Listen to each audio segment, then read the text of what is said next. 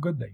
In this, I'd like to share with you the 5 most common deadly mistakes while answering "Tell me about the time when you failed." And the whole point of this would be to help you to learn from others' mistakes in a bit to improve your interviewing skills. Okay, the first one is the most common of all is when you speak about a failure that's either too recent or too damaging for you as a candidate. Right? For example, you got fired from your previous role because you've done something wrong.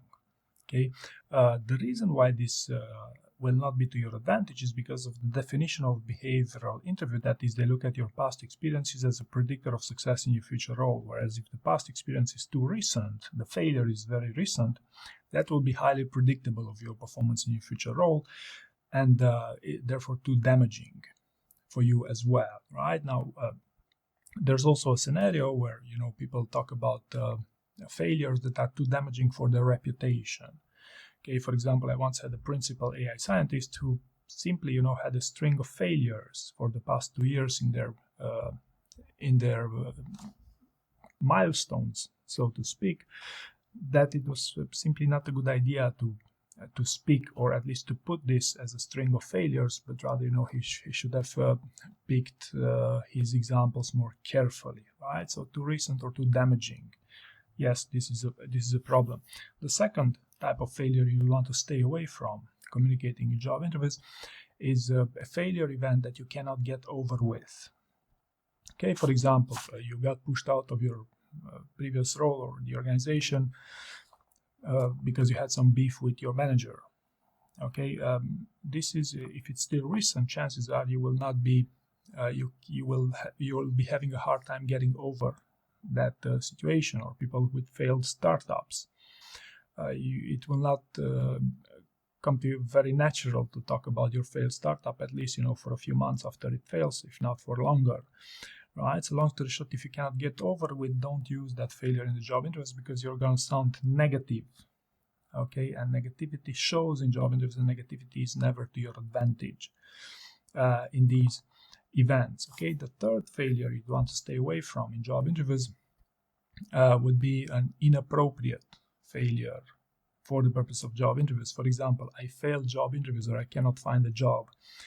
These are simply dumb types of failures that are not the right thing to say in job interviews, and you will disqualify yourself from the role simply because the interviewer will interpret as, hey, what's going on with you? I mean, you're going for a role, and I'm interested, to screen on your abilities to get the job done.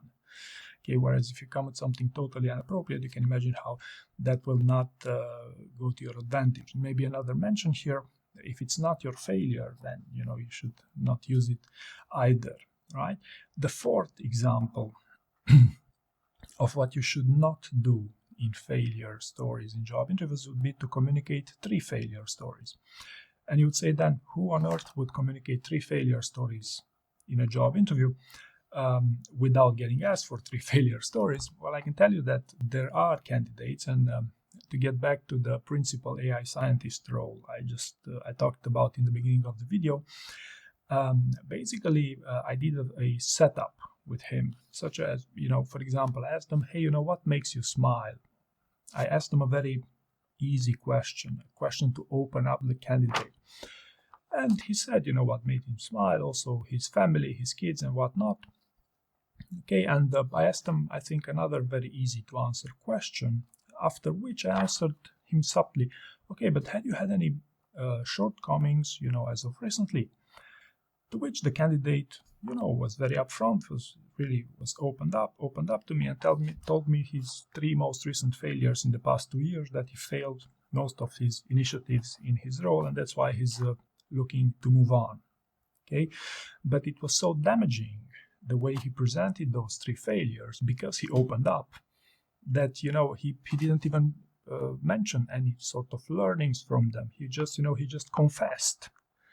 He felt miserably in his role, and that's the core reason for which he would move on. So, long story short, there's various interviewing techniques that will to open up candidates one of which, it's this setup of asking you questions you're gonna enjoy answering, and then subtly asking you an uncomfortable interview question on the reasoning that if you already opened up, you will spill the beans with these things as well, right? Remember, there's no such thing as a perfect job, as there's no such thing as a perfect candidate, okay? And the fifth thing I like to talk about here, the fifth deadly mistake in job interviews when answering failure questions, is for more experienced candidates to say something on the lines, you know what, I haven't had any major failures throughout my career. And it's actually a true story for someone with 20 years of experience on the job. So you would say, hey, but then what if, yes, maybe the guy is right, and they haven't had any major failure. At which I'd say, yes, I believe he was truthful to me, but the problem is that if you've never had any failure in your 20 years of experience, then to me, you've never worked in a high-performing environment in the first place. You haven't pushed the limits, because I can speak for myself. I have plenty of failures in a relatively shorter time span, and I always, whenever I speak to high performers, they're not having a hard time finding failures. The challenge becomes communicating those types of failures, and especially the learning. But when you tell someone you've had no major failures and your experience is, 10 or more than that, then to me it's a predictor you've never been interested in working in high-performing environments, and I become super skeptical about your ability to perform in these environments, right? And the same goes, if you haven't had any major conflicts in your career. Again, to me, it's highly predictive of the fact that you've never worked in high-performing environments, because there, conflict is quite common, unfortunately, right? And maybe a bonus one, if you want. There's also a scenario where candidates prepare only insignificant failures. You want to hide to say something that's not really a proper failure, so to speak. And this in itself is not a disqualifier in a job interview. Some candidates do get away with these things, but the challenge is that if you only prepare these types of insignificant failures, and then you get an interviewer who knows, or who's a bit more strict, so to speak, a bar raiser, if you want, they might challenge you. Okay, but can you come up with something that is more relevant to the role that you're applying for, or maybe something that is more recent as a failure story? And the problem is, if you only prepare, these types of light, insignificant failures, you're going to have a hard time answering, the follow-up and challenge questions. And what happens is you're going to block.